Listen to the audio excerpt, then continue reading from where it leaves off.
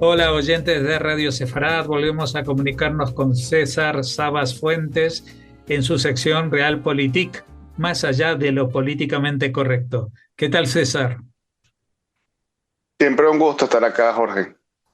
Bueno, el tema del día, más allá de incluso de aquellos que están interesados en Oriente Medio, son las conversaciones o no conversaciones que está teniendo o que va a tener Estados Unidos con Irán para su desarme nuclear.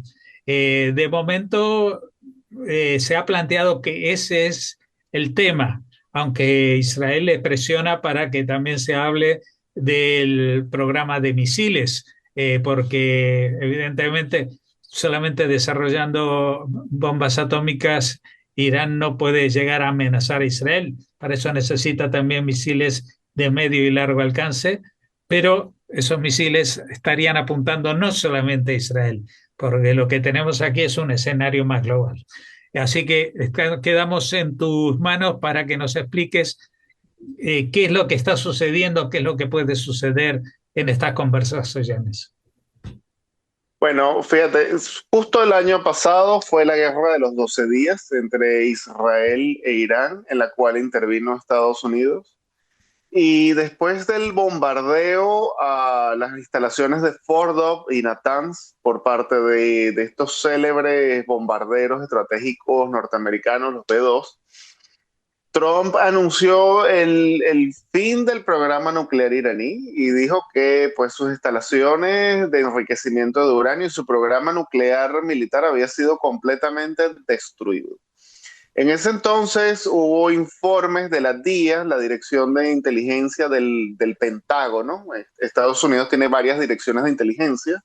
La DIA, la militar del Pentágono, hizo una evaluación del bombardeo a Fordo y llegaron a la conclusión de que esa instalación había sido dañada, mas no destruida, y que el programa nuclear iraní seguía en pie, a pesar de que había sido retrasado.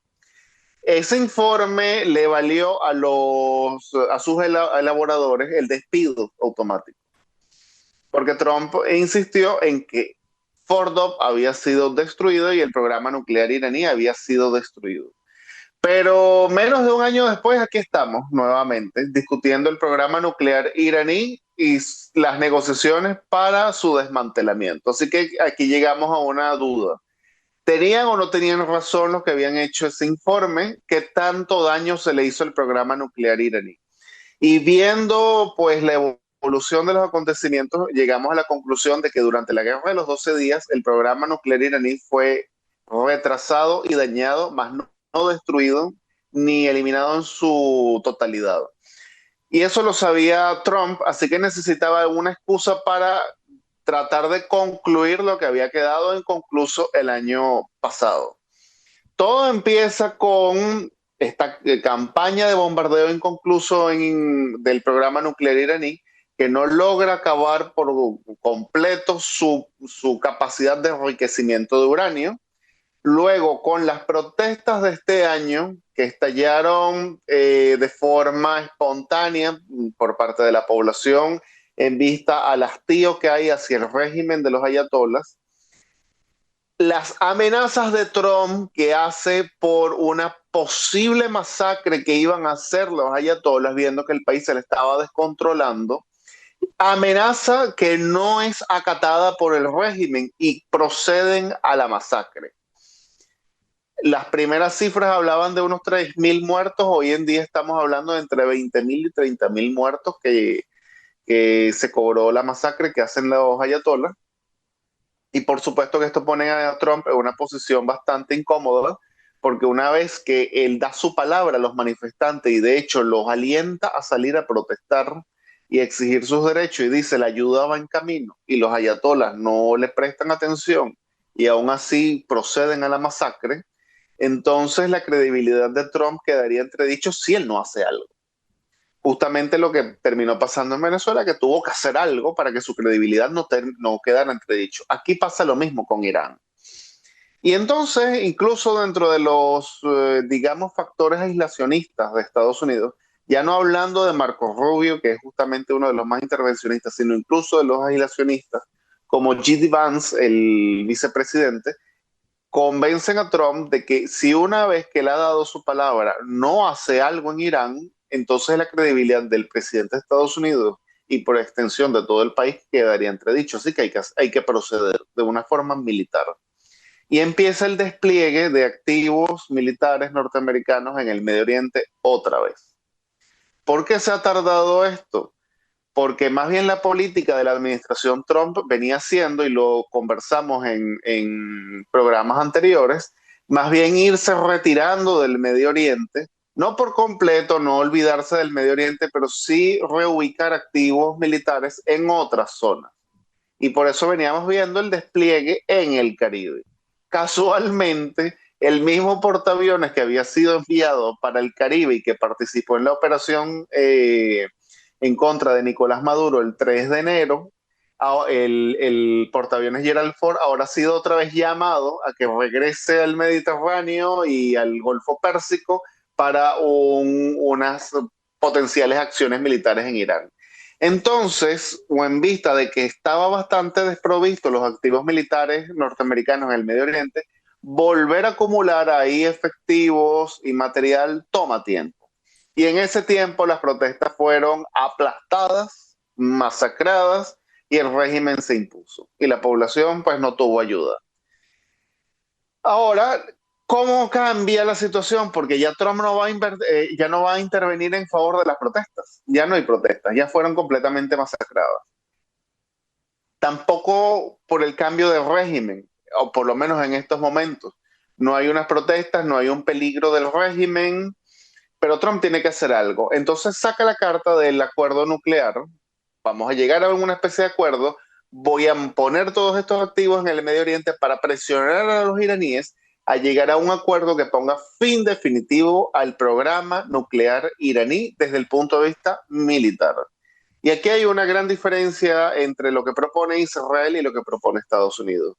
Israel, con su profunda desconfianza hacia el régimen islámico de Irán, propone el desmantelamiento integral del programa nuclear iraní y que esto incluya en las conversaciones poner límites a la producción iraní de misiles balísticos de corto y largo alcance, y también el fin del apoyo iraní a sus proxies, es decir, a las milicias que ellos han construido, como los hutíes, el Hezbollah y las milicias iraquíes.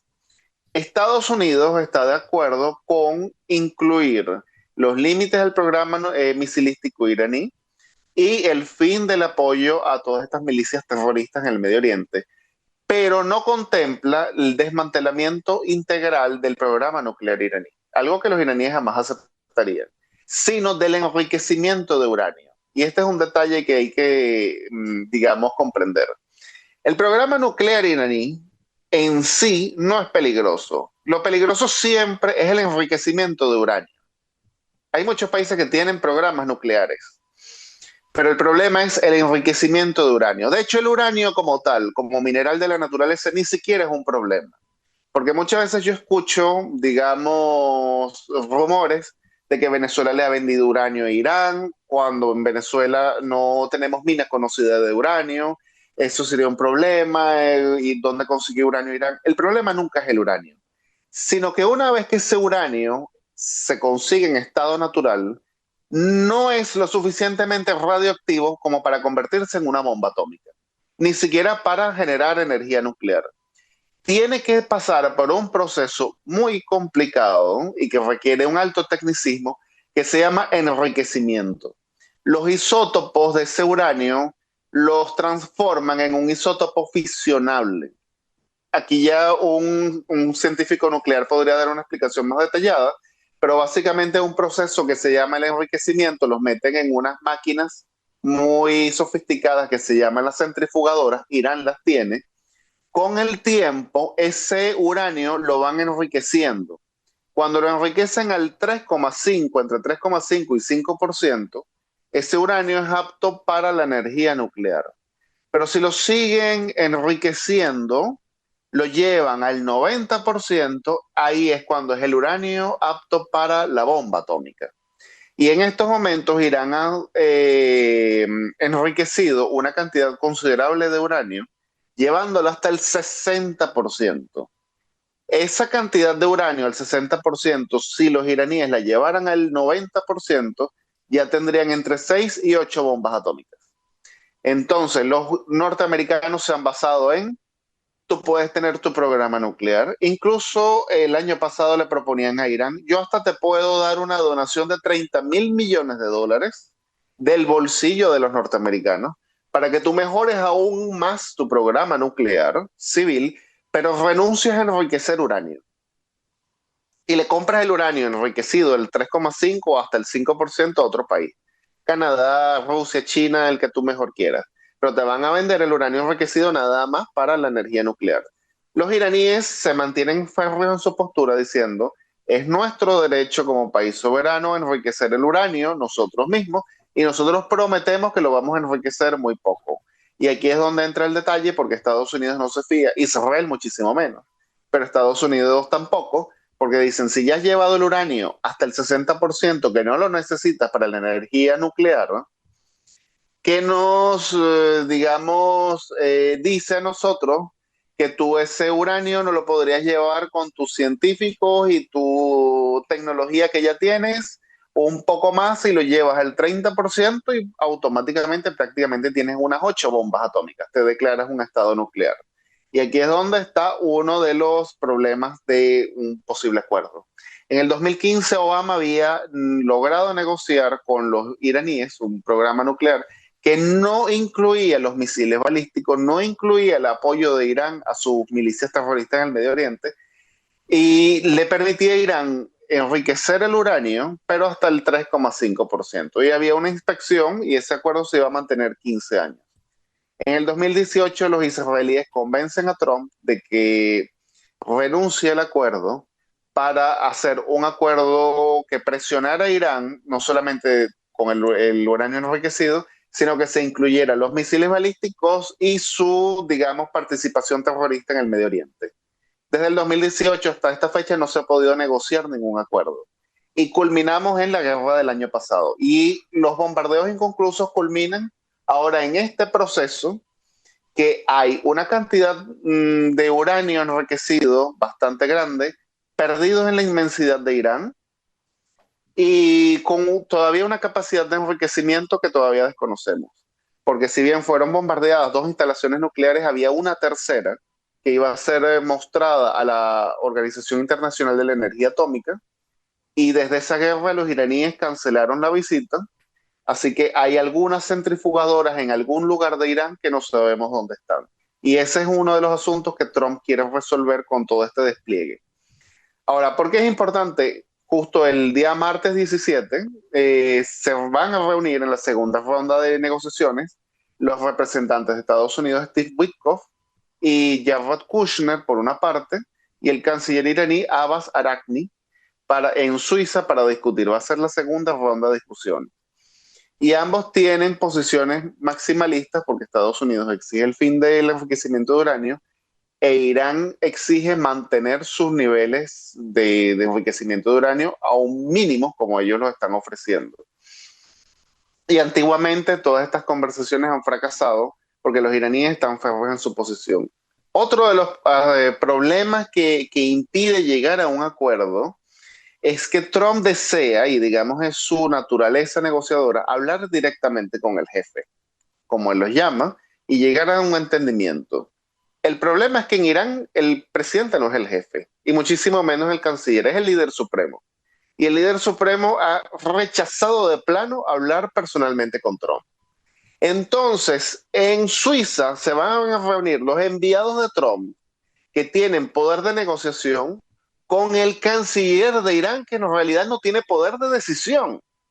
Y ahí es cuando dicen los norteamericanos, aquí hay un problema de desconfianza y de autoridad, porque vamos a negociar con una persona que a la hora de la verdad no tiene ningún poder dentro de Irán. Y de hecho, en 2015, cuando Estados Unidos llegó al acuerdo nuclear con Irán, que fue lo que dijo el líder supremo, este acuerdo yo ni lo apruebo ni lo rechazo. Lo firmó el presidente y lo firmó el canciller. Pero el líder supremo, que es el que tiene la última palabra, se abstuvo de dar su consentimiento. lo cual quiere decir que en política interna iraní ellos podían incluso violar el tratado porque no estaban violando la máxima autoridad que era el líder supremo. Así que aquí hay un problema de negociación profundo. Y el otro problema es que Estados Unidos ha jugado, o por lo menos la vez pasada, el año pasado jugó mucho el engaño. Por una parte estaba negociando con los iraníes y por la otra estaba planificando el ataque. Y así que aquí es cuando dicen los iraníes hay un problema también de desconfianza, porque yo no sé si estas reuniones con Suiza es más bien un engaño para el ataque que tú vas a enviar. Por ejemplo, ya en estos momentos hay suficientes activos en el Medio Oriente como para lanzar un ataque. Ya está el portaaviones desde hace de un tiempo, el portaaviones Abraham Lincoln con su grupo de ataque, más una serie de activos militares norteamericanos suficientes, más un apoyo nada desdeñable que podría dar Israel, lo más probable.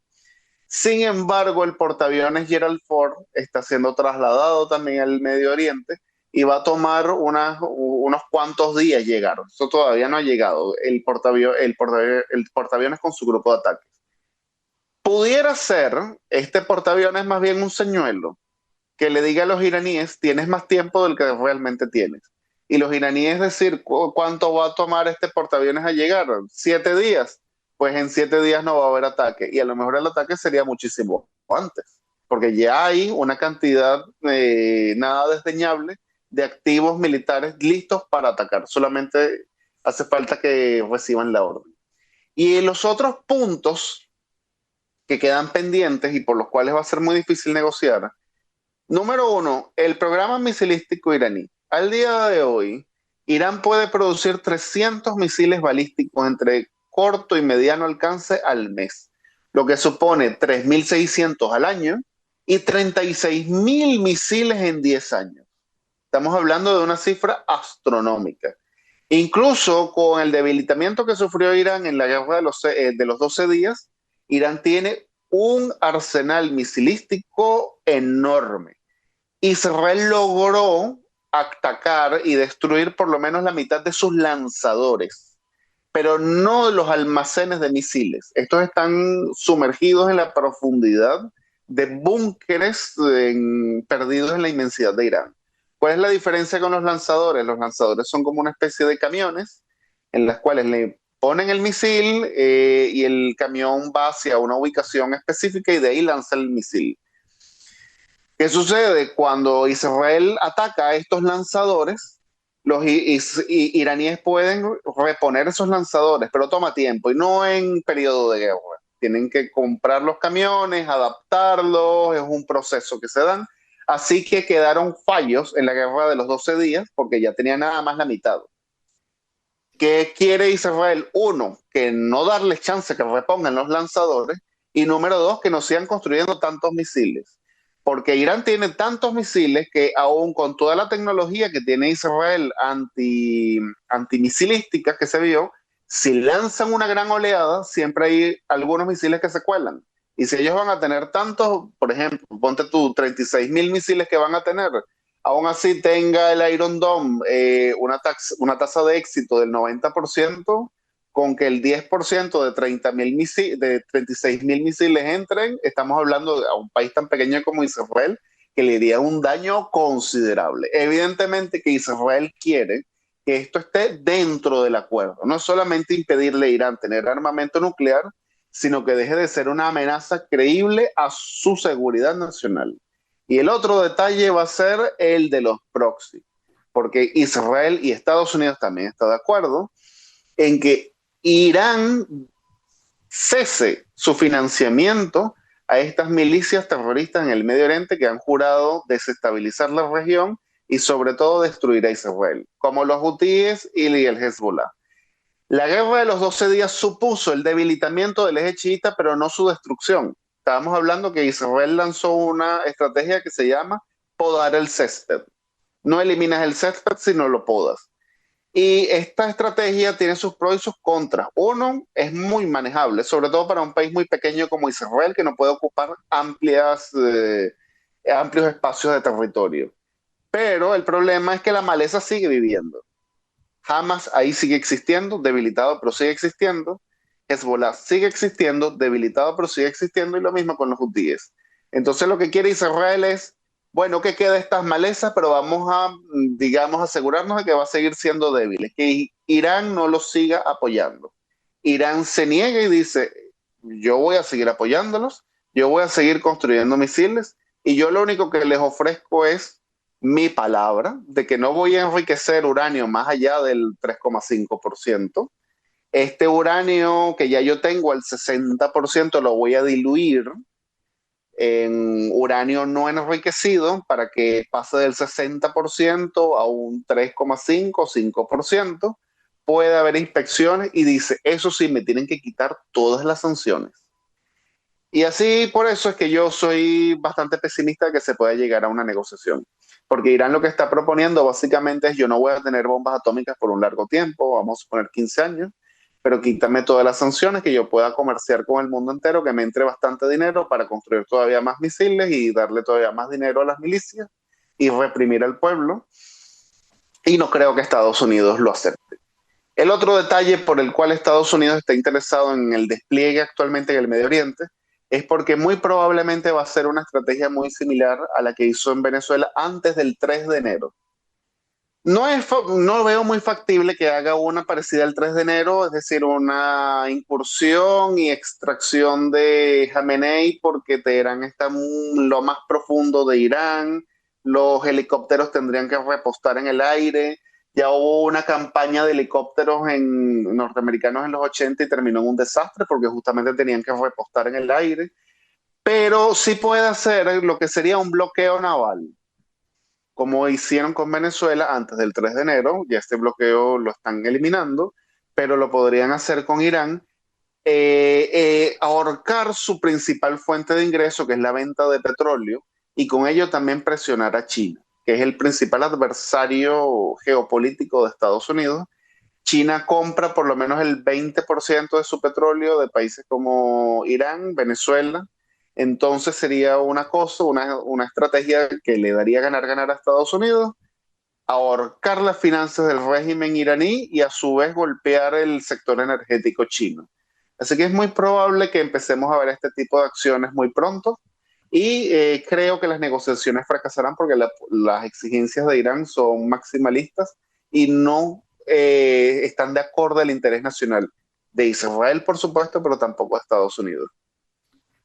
Bueno, como siempre pasa con estos comentarios, pues tendremos que esperar a ver qué pasa. En otros tiempos un analista podía tener más porcentaje de acierto, pero con Donald Trump resulta bastante difícil prever qué es lo que va a hacer.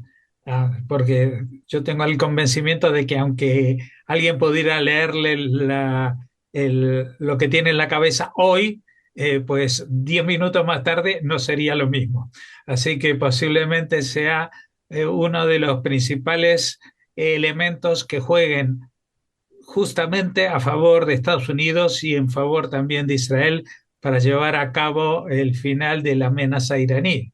La imprevisibilidad de Trump es quizás el arma más poderosa que hoy en día poseen, porque también poseen evidentemente las armas, tienen allí a los portaaviones, y el hecho de que hasta ahora haya tratado de evitar confrontaciones directas no quiere decir que en algún momento pueda ponerlas en marcha contra el régimen iraní. Así que bueno, por eso digo de que tendremos que esperar a ver, pero yo creo que como nuestras comunicaciones suelen ser cada 2 semanas, igual vamos a tener tiempo hasta dentro de 2 semanas, hasta que llegue el portaaviones Gerald Ford, y entonces sepamos si lo va a utilizar, si va a ser el señuelo o si antes los iraníes deciden darse el brazo a torcer y evitar una masacre de su régimen. Pues muchas gracias por habernos atendido, César Sabas, por tu análisis de la situación, y hasta la próxima. Siempre un gusto, Jorge.